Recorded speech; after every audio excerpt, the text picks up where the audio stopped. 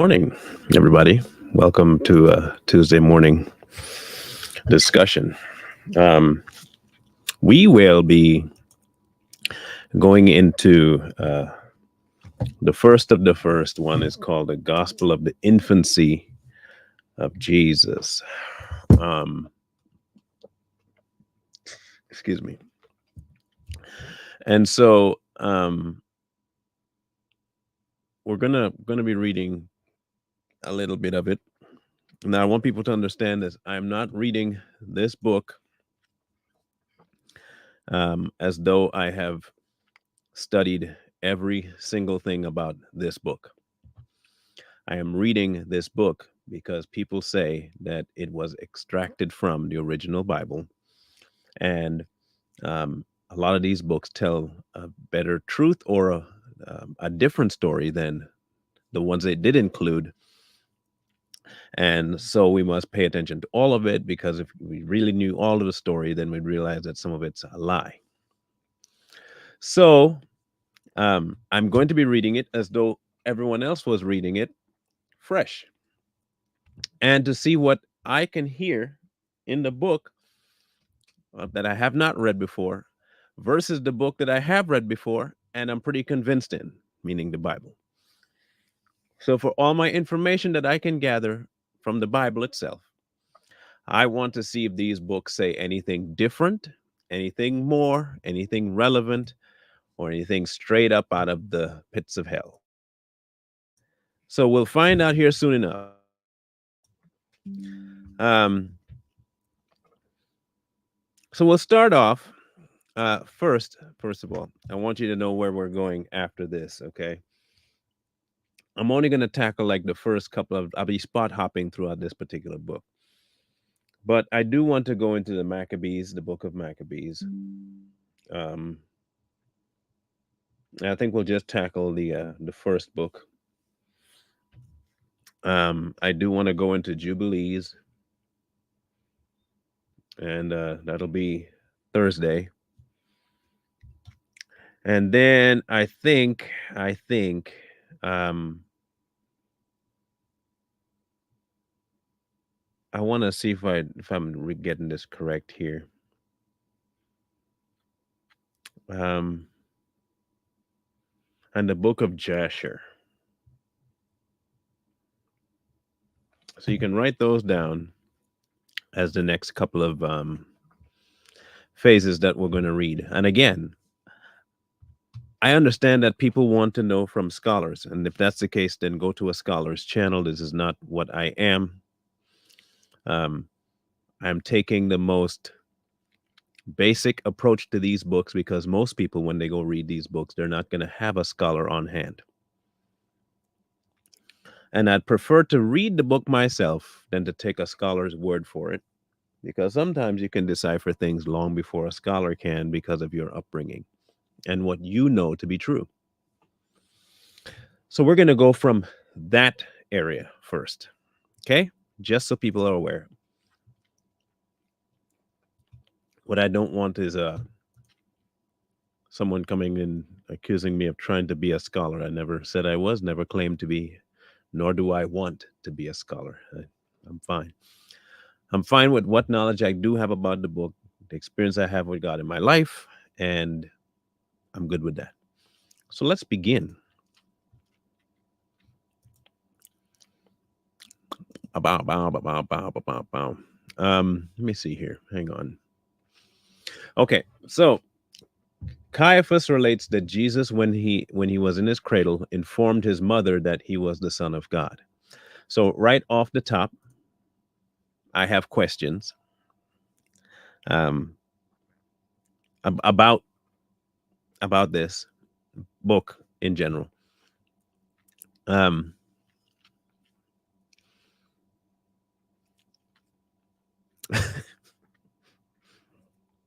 you know what? Just let's just read, and then I'll come back to that. Anyway, Joseph and Mary go into Bethlehem to be taxed. Mary's time bringing forth arrives, and she goes into a cave. Joseph fetches a Hebrew woman filled with great lights. And anyway, they give a timeline. So this book is the following account was we found in the book of Joseph, the high priest, called by some Caiaphas. Um, any of you find an issue so far? Anybody? No issue so far. Everyone's good with what's been said so far. Okay. He relates that Jesus spake even when he was in the cradle and said to his mother Mary, "I am Jesus, the Son of God, that word which thou didst bring forth according to the declaration of the angel Gabriel to thee. And my Father has sent me for the salvation of the world."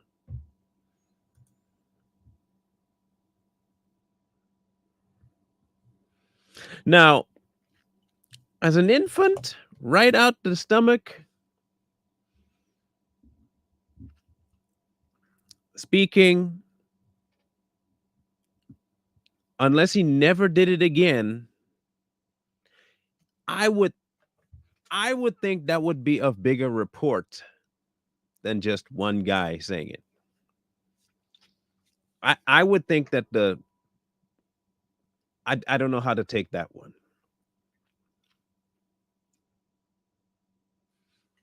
I don't know how to take that one. In the 309th year of the era of Alexander, Augustus published a decree that all persons should go to be taxed in their country. Joseph therefore arose, and with Mary his spouse, he went to Jerusalem. That's in the New Testament, right? Everybody knows that's in the New Testament. There is an account of them leaving, and it was a census and taxes and all that stuff, and they left to go. Everyone knew that happened, right? Okay. And they came to Bethlehem that he and his family might be taxed in the city of his fathers. And when they came to a cave, Mary confessed to Joseph that her time of bringing forth was come, that she could not go into the city, and said, "Let us go into a cave." At that time, the sun was very near going down, but Joseph hastened away that he might fetch her a midwife. And when he saw an old Hebrew woman, let me see, an old who was of Jerusalem, he said to her, "Pray, come hither, good woman, and go into that cave, and you will see there a woman ready to bring forth." It was after sunset when the old woman and Joseph with her reached the cave, and they both went in. And behold, it was filled with lights greater than the lights and candles, and greater than the light of the sun itself. The infant was then wrapped up in swaddling clothes and sucking his mother's breast. Saint Mary. Here's the first problem with the book. In my estimation, the very first problem. See, when the book was so called translated, found, there was a certain institution already around. Anyone can guess what that institution was? Anyone? What exactly do you think that institution was? In case you couldn't catch on to it from the statement of Saint Mary, I'll let you figure that one out. When they both saw this light, they were surprised. The old woman asked Saint Mary, "Art thou the mother of this child?" Saint Mary replied, she was. On which the old woman said, "Thou art very different from all other women." Saint Mary answered, "As there is not any child like my son, so neither is there any woman like to his mother." The old woman answered and said, "O my lady, I am come hither that I may obtain an everlasting reward." Then Our Lady St. Mary said to her, "Lay thine hands upon the infant," which, when she was done, she became whole. And as she was going forth, she said, "From henceforth, all the days of my life, I will attend upon and be a servant of this infant." After this, when the shepherds came and had made a fire, that they were exceedingly rejoicing, the heavenly host appeared to them, praising and adoring the supreme God.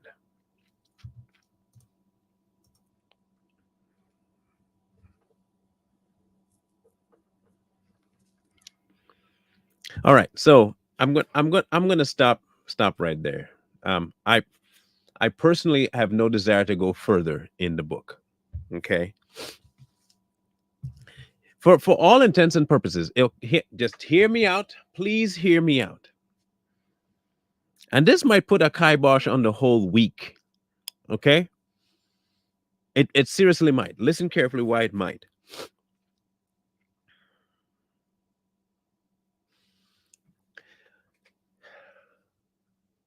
Is it the going statement that at least the conspiracy right now for the church is that the Nicaea Council of Nicaea was the ones that changed and decided what books may or may not be included in the conglomeration of books called the Bible? Is that what people are saying, right? That the Council of Nicaea came together, decided which books were and were not supposed to be in there. The Catholic Church themselves was the one in charge of doing that. Is that the going statement? I want to, please, can someone tell me, is that the going statement?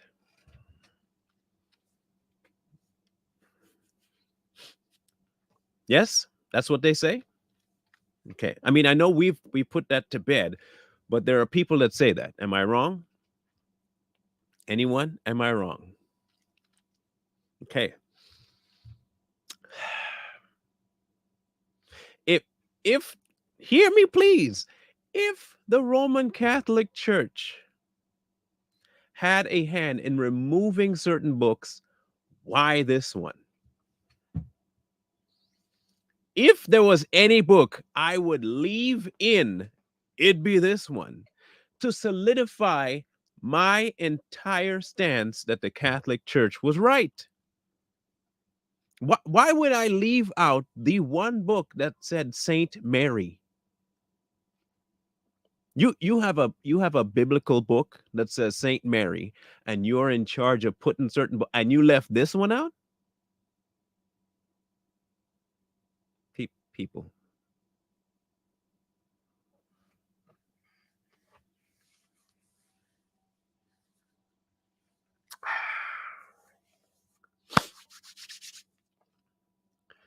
that does not. There's no confusion here, like at all, Lydia. There's no confusion here. That okay? Listen, if you know anything about the Catholic Church, they are very, very, very staunch when it comes to what they say. Okay,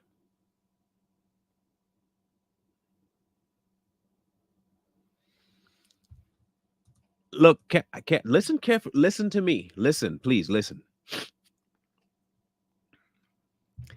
If the going concept right now around the Bible that people say is man altered and they left certain books out of it to make us dumber about God, and the people behind it were the Catholic Church, why would the Catholic Church leave the one book so far out that mentioned Saint Mary in it? You put 66 books. None of them mention Saint Mary. None of them gave her any sort of praise in that arena. You leave the one book that does?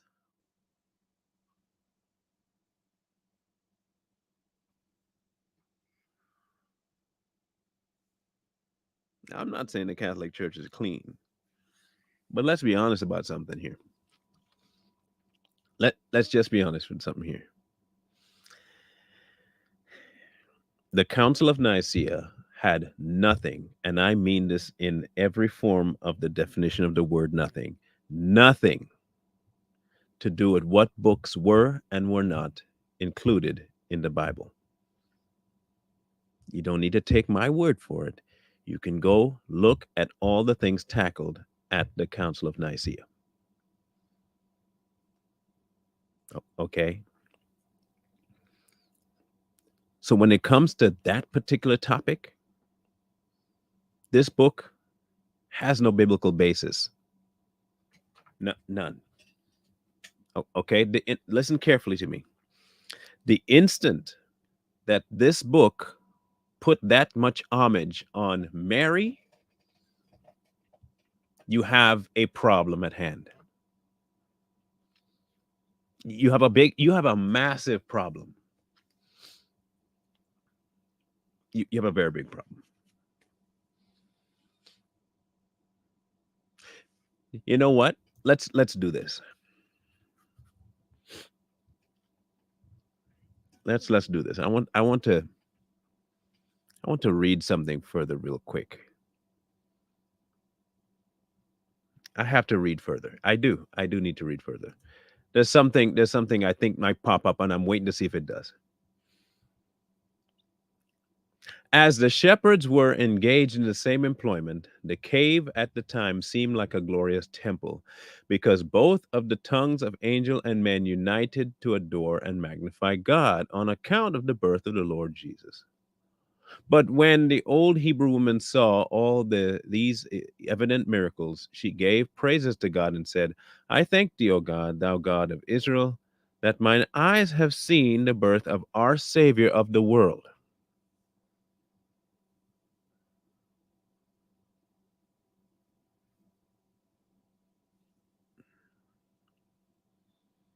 Do you know what I sense in this book? He is writing in reverse. He is writing in reverse. I don't You can't convince me otherwise. He is writing with post knowledge and acting as though it's something the person had at the time. This book is trash. This book is trash. This book is a lie. This book has zero, and I mean zero, salvational quality to it. None. This individual, whoever wrote this after the fact and gathered his information from multiple sources to put it into one location. This is trash. Pure, straight up trash. But if you want people out there, if you want to read it, go read it. Do what you got to do. But from what I've did, just from the beginning alone, it's trash. There is nothing hidden in this book. I will almost bet, I will make a bet right now. Now, mind you, I have not read this whole book yet. I'm going to bet you that every story they mention in this, I'll be able to find in the New Testament. And any additional stuff, it's going to seem so ridiculous that it is almost guaranteed that the person that wrote it plagiarized everything else. That's all I know. This so-called gospel of the infancy of Jesus, trash. Straight up. Straight up garbage. Garbage. Now I'm very curious. I'm so curious I'm going to go check right quick. So curious that I'm going to go check. I am going to check right now.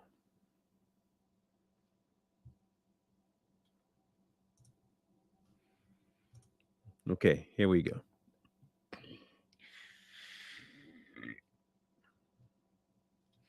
Let's go into let's just look at this. I really want to do this. Cuz this will really tell me if I want to do the rest of the week like this. This will tell me if I really need to do the rest of the week with these books. I'm sorry, but this will tell me a whole lot. Okay? And if I'm confirmed in what I'm thinking, trust and believe, I will not be tackling any more of these so-called left out books, like at all. The book of Enoch, all it was regurgitative stuff that everyone else said, and it talked about some giants. That's it. That's all. That's the only extra stuff in the Enoch books. That's it. We've been through this already. Okay, it's not telling me anything worth my salvation or critical to it or nothing new. Okay, so I don't need an extra book if it's not telling me something new. This is the book of Jasher. This is chapter 1. And God said, "Let us make man in our image, after our likeness." And God created man in his own image, and man formed. Do I need a second Genesis? Let me ask a question. Do I need a second Genesis?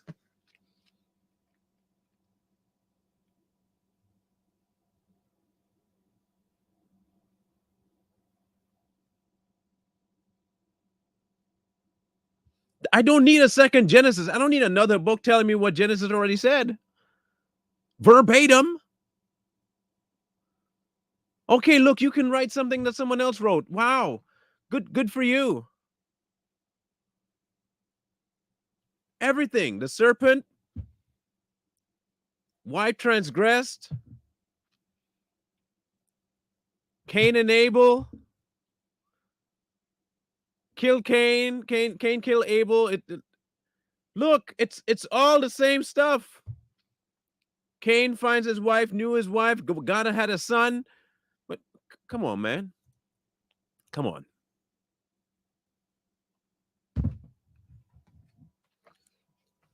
I'm okay. Okay, it's official. It's official. This can't look. I'm sorry. I am sorry, people, but this is ridiculous. This is ridiculous to me.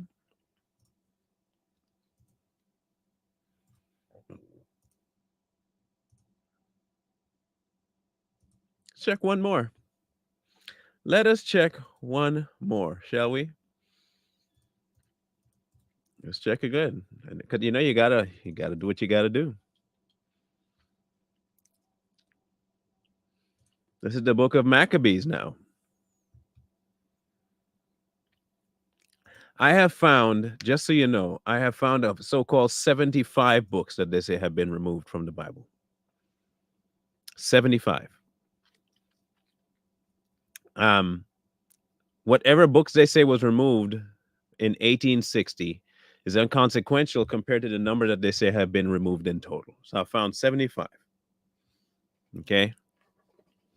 This is the book of Maccabees, the first one. The brethren, the Jews that be in Jerusalem and in the land of Judea, wished unto the brethren, the Jews that are throughout Egypt, health and peace. God be gracious unto you, and remember his covenant he made with Abraham and Isaac and Jacob, his faithful servants. And I give you all heart to serve him and to do his will, and good courage and willing mind and open heart. All of this is stuff that David said. This is all stuff that Solomon said. This is all stuff that Isaac said. This is what time as Demetrius reigned in the 100 and ninth year, we the Jews wrote unto you in extremity of trouble that came upon us in those years, in the time that Jason and the company revolted in the Holy Land and kingdoms. This is a history book. It's a history book sewed in with some religious text. That's all this is.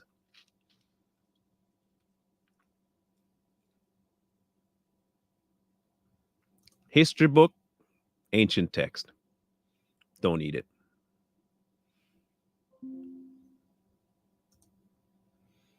Don't eat it. Don't eat it. Get this. Oh, I really, really, really, really, really don't get this, man. I I don't get it. I really don't get it. I'm sorry, but I just don't understand it.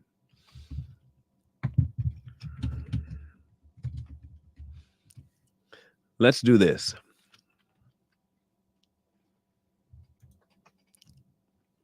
You asked a question there, Earl. Um, did they? Did they though? Is the book of Esther not in the Bible? Did I miss something?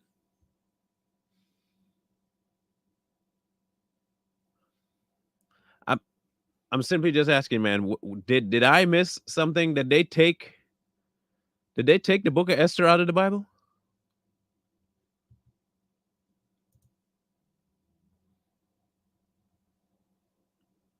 Because I'm pretty sure Esther's still in there. Is there another portion of Esther? Is like there an Esther? What? I'm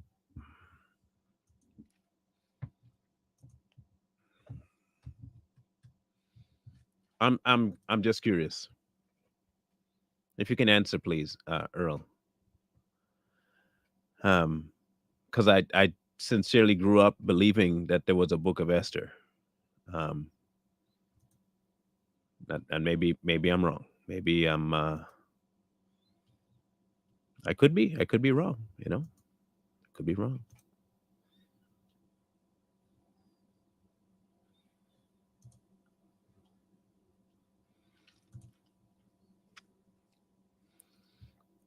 If you can clarify for me, please, Earl, that'd be great.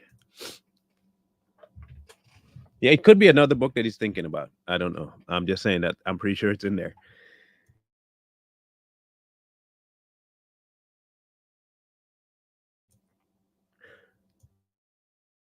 And by pretty sure, I mean I know it's in there.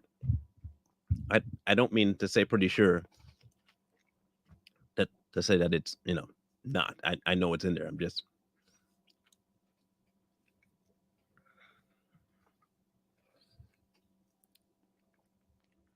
anyway. Um, I'm waiting to. I'm j- I didn't know if he was being facetious or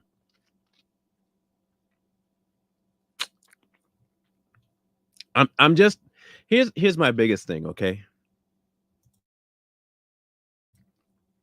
in all our effort to try and get more clarity in this whole thing we call Christianity, we seem to run to things that are not God to get an answer about God.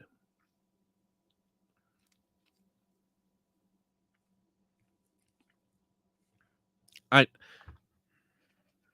I know that we want to gain understanding of what man interprets his words to be. We love to get that because it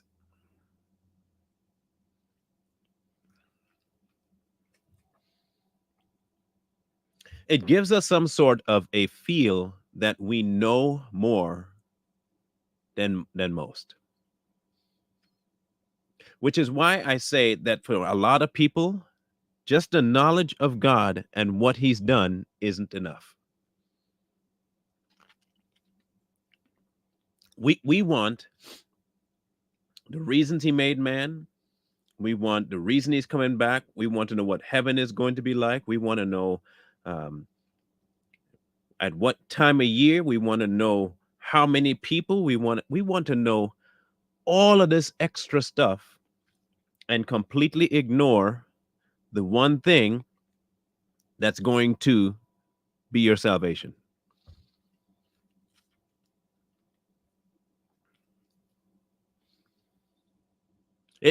And I will say this over and over. He has become insufficient to his own gospel.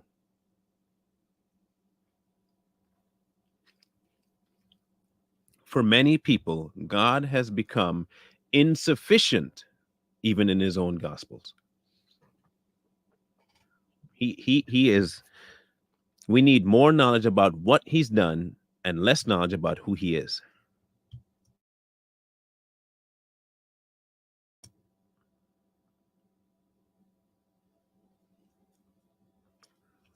So let me ask a question, and this is a sincere one for people out there.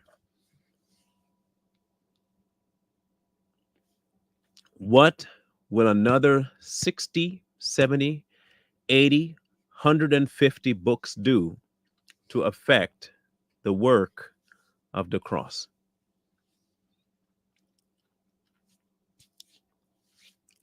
And I just want this answer. What will another 60, 70, 80, 150 books do to affect the work of the cross?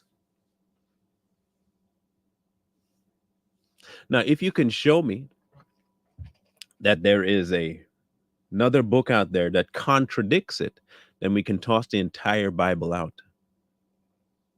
I wouldn't even care about the other 75. Just toss the whole thing out, right? If the one book you found contradicts the entirety of creation to cross, I will toss the Bible out. In fact, I'll just stop believing altogether because it'd be instantly contradicting itself one after time, and I would be having nothing to believe in.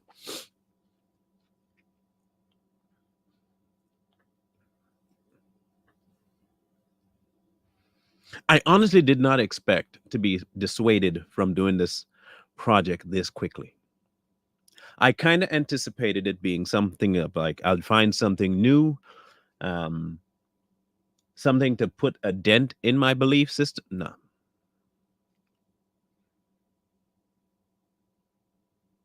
no.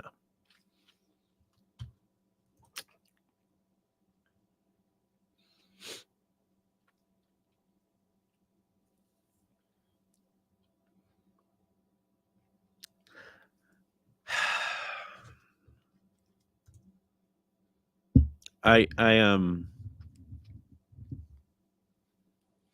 let me look that one up. Okay, let me see what that one is, because I'm going to give everybody the.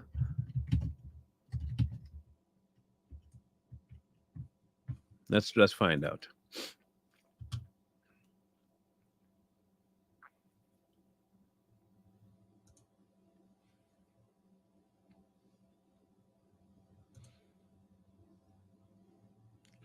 Let's find out.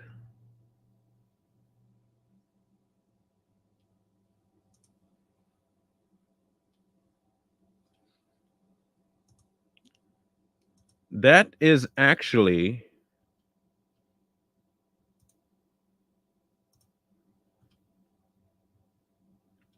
Let's find this out here.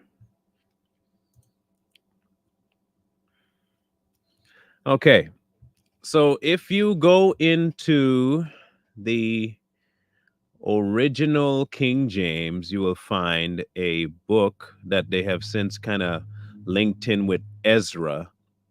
It's called the Book of Esdras. And this is what it says, okay? We'll read it and see if it says anything different than any other book in the Bible. Okay, let's find out. Let's find out. Josiah kept the Passover as Lord in Jerusalem. He killed the Passover lamb on the 14th day of the first month, having placed the priests according to their divisions, arrayed in their garments, in the temple of the Lord. And he told the Levites and the temple servants of Israel that they should sanctify themselves to the Lord and put a holy ark of the Lord in the house of Solomon the king, the son of David, had built, and said, "You need no longer carry it upon your shoulders. Now worship the Lord your God and serve his people of Israel. Prepare yourselves by your families and kindred in accordance with the directions of King David of Israel and the magnificence of Solomon his son." It sounds a whole lot like Leviticus. It sounds a whole lot like Ezra. It sounds a whole lot like Numbers.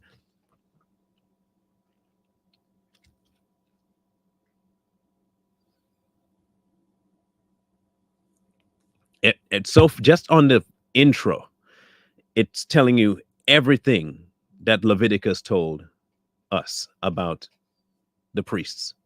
It's telling us everything that's said in Ezra. It's telling us everything that's said in Numbers. It's saying everything that says in the back end of Deuteronomy. All of this is in the already in their books. There's nothing left out. Like literally nothing left out. There's a whole bunch of additional stuff that have nothing to do with God, historical things, but there's nothing left out about the story of God whatsoever. People just love to think that they know, no, no, no, no, no, no so much.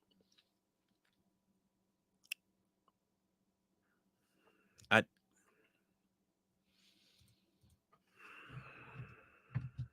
man, look.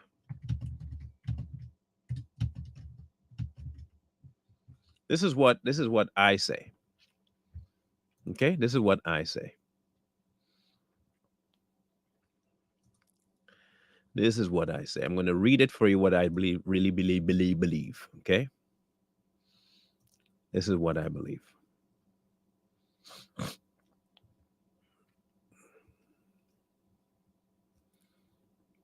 I want to find the exact passage here because if I don't,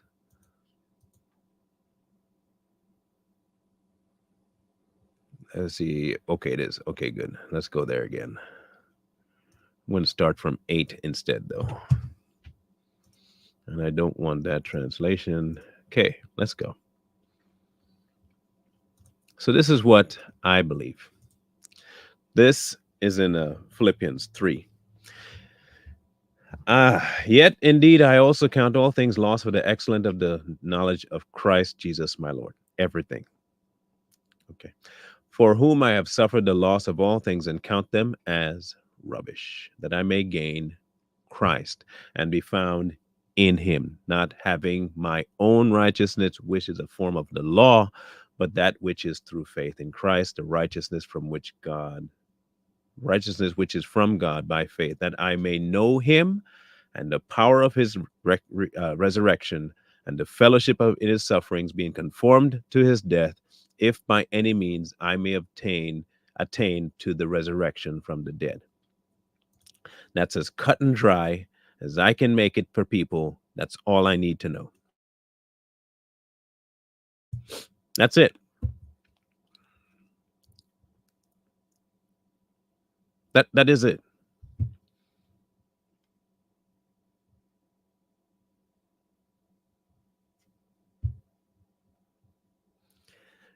The vital things of God, his word, is preserved two ways: written and transcribed in your heart. The more permanent one is the one inscribed on your heart by his hand. That is the only inscription that matters. Point blank, period. I don't need to know what Jasher said. I don't need to know what Enoch said. I don't, because they all regurgitate the same thing that someone else has said. It's already in the book. If you look through all of them, it's all there. And they all culminated in kind when Christ got on that cross, died, and got down. All of it. Everything from Genesis to the cross told you what he wanted to do. Every last thing said it.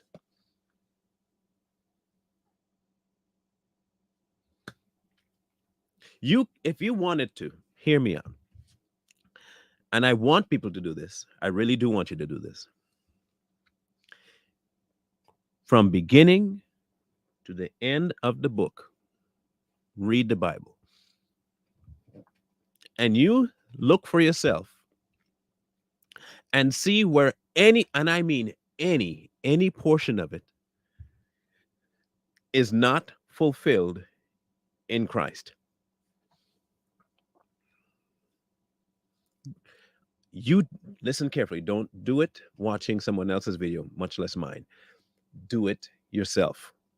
You sit down, read the book, read how many things happen in the Old Testament in kind, and look and see if his life and the examples he did and how he died, the times at which just look at that, just from what the book says, no external sources, nothing, just what's in front of you. Look and see for yourself, and you will find one very crazy thing. It all makes sense. Now, if when you do this, it doesn't make sense to you, so be it. Do with that what you will. But what it does say is that his word is a convicting force. And you'll find one of two things that happen. You will be confirmed and be urged to do more, or you're going to get mad. That there are many people that get mad when they read the book. They get really mad when they read the Bible. That's half the reason people bring up stuff like this, that the book is tampered with and the man did that to it. And the reason they do that is because they cannot find the validation they want in the scripture. It is too convicting. And when something convicts you, you have to try and nullify it. You have to. You have to try and find a way to make it irrelevant. And if you can make it irrelevant up here, it doesn't matter here. And you can lie about it. And you can find all kinds of things to do. You could.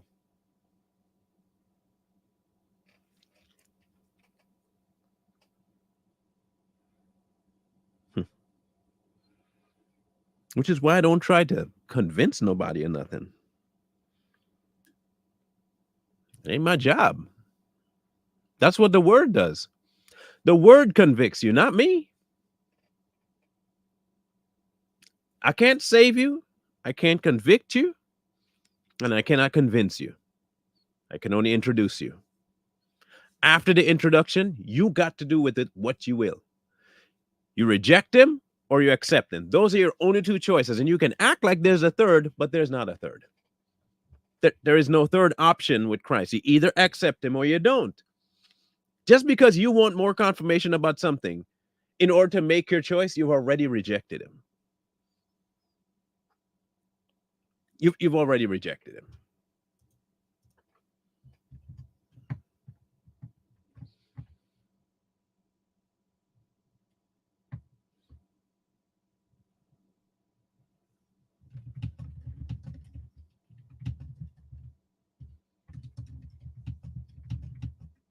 I don't get it.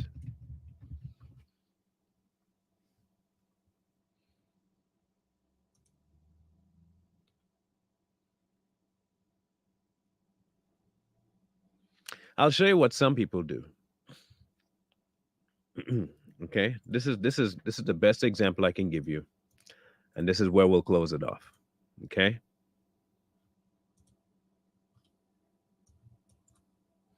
so let's do this.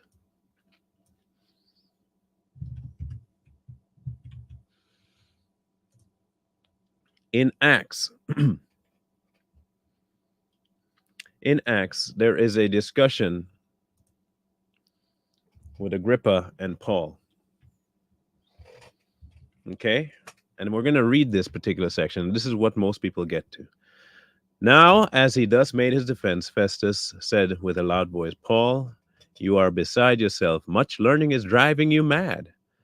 But he said, I am not mad, most noble Festus, but speak the words of truth and reason. For the king, therefore, whom I speak freely, knows these things, for I am convinced that none of these things escapes his attention. Since this thing was not done in a corner, King Agrippa, do you believe the prophets? I know that you do believe. Then Agrippa said to Paul, you almost persuade me to become a Christian.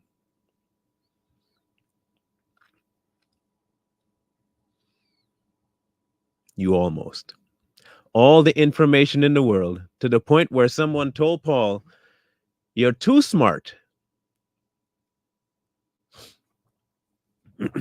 Paul was too knowledgeable. You could be too stupid about the book, you don't know enough, or you're too smart about the book, and people tell you you're crazy because you know too much. So you know too much, you're a problem. You know too little, you're a problem. And the person you're talking to, do you understand now? Are you convinced? Well, you almost convinced me.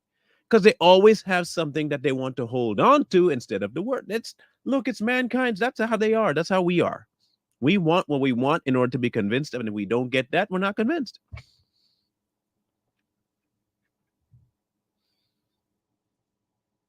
Everybody's looking for something specific. But it's always something specific to maintain their belief structure in themselves as being right. The few of us that realize that we know nothing to begin with, and the only knowledge we need is Christ, when we get to that point, we realize something very basic. I can ask and ask and ask and ask, and I will keep finding a reason to not believe if it were up to me. And you see it now in mankind. You could show them, they'll ask you about something in the book. You'll show them in the book. Oh, yeah, but what about that? And then you show them that in the book. Yeah, but what about? And then you show them that in the book. And then they'll go to, but man messed with the book, so we can't trust it. While they turn around and go read a book written by a man and they trust it.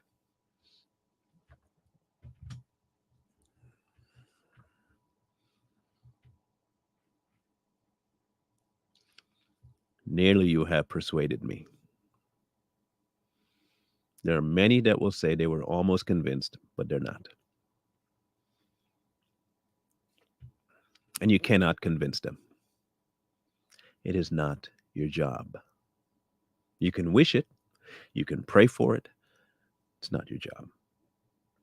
You introduce and you let it lay. Some will plant, some will water, some may reap. You don't know which one you are. All you can do is do what he asks you to do, which is tell people. You just tell them. They take it or they don't. They take it or they don't.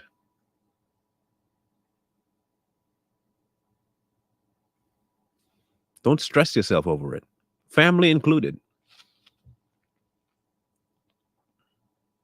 If God ain't enough for them, it's not. He's not enough for them. You know how much easier your life would be if all we did was just say and understand that He is enough. Like He can do what He needs to get done once His name is in them. You understand that, right? When He said that man will be without excuse, He means that because He knows how to prove Himself to people, and when they don't want to accept it, then they've chosen.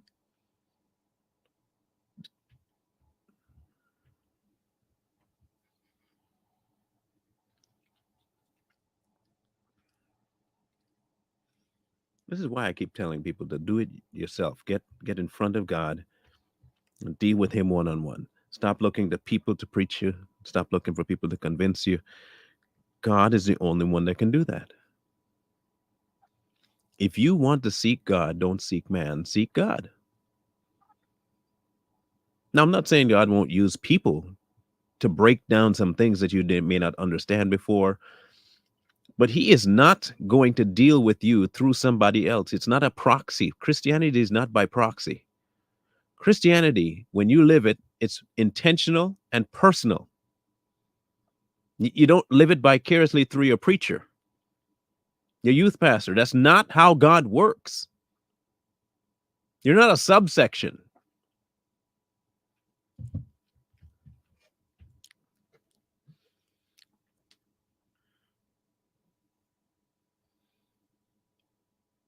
When He deals with you, He deals with you directly.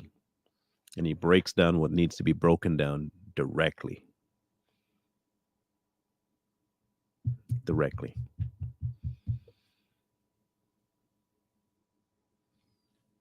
He will attack all problems head on if you let Him. But you have to let Him. He's not going to just break in by force. He's waiting for you to accept Him. And if you don't, you've chosen. You may not like it. It's not for you to, you don't, it don't matter if you like it. This is the world we live in. This is how it is. But when you understand who He is, it doesn't become a problem.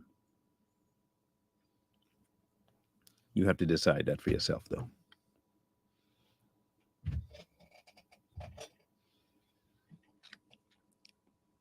You have to decide it yourself. So change your plans. We're not going to do the rest of the Fallen books. That was funny. That just came out. The Fallen books this week. Um, I will be. I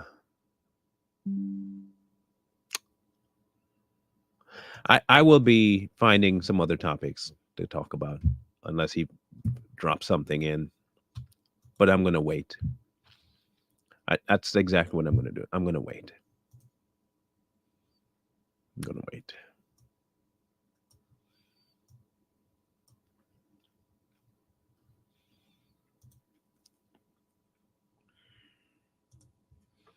You know, as I'm sitting here, something pops up on my screen, and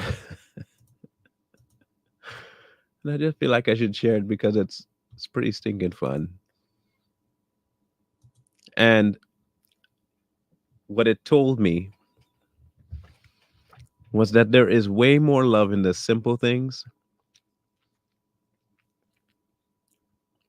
the things that don't require a whole lot of thinking, thought, time in terms of research and all that. There's some things that are just so simple, but so satisfying. And I wanted to show you this picture because it just popped up, and it exemplifies simple joy and happiness and love in one picture. This is my now 8-year-old boy and my now 15, almost 16-year-old daughter when he was just a baby. He and his sisters and his brothers used to enjoy just doing some of the most simple, basic things. Climb into a box and just kind of sit. That was it. That was his thing. Sitting in a box. I thought he was a cat at one point. Just a box, sitting in a box.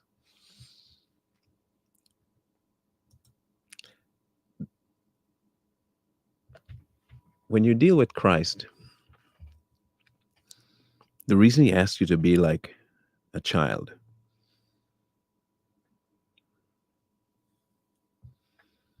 children are, for the most part, I get that some can be complicated, but they're very simple creatures.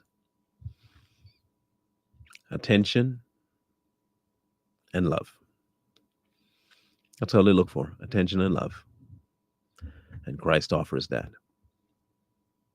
We look for high school. We want doctorates. We want all this stuff. He just wants you to sit down in his presence, in your box, and hang out. Be. Just be. There is nothing more precious than just time with him. Like literally nothing. Dump the whole knowledge thing. There's a difference, of course, between knowledge and wisdom. The wise will spend time with Christ. The one seeking knowledge will spend their time finding information about him. There's a difference between finding out about and spending time with. Wisdom is with. Wisdom is with. Knowledge is about. Okay. Anyway, we'll catch you guys tomorrow, I believe.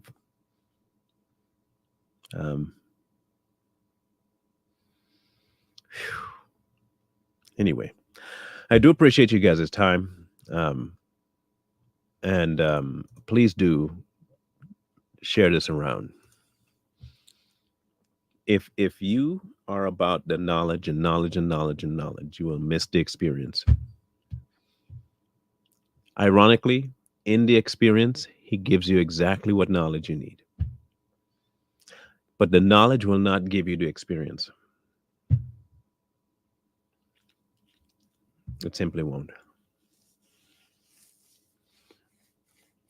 We'll catch you guys on another time. Definitely more for Savage Patriots, at least. Possibly for this one. Scrolling at the bottom. Same old. Talk to God about it. Do what he said. Either which way. Wisdom calls to you from the streets, so please, please, please find wisdom. Peace. Hold tight the dreams, for if dreams die, rely on yourself in no way.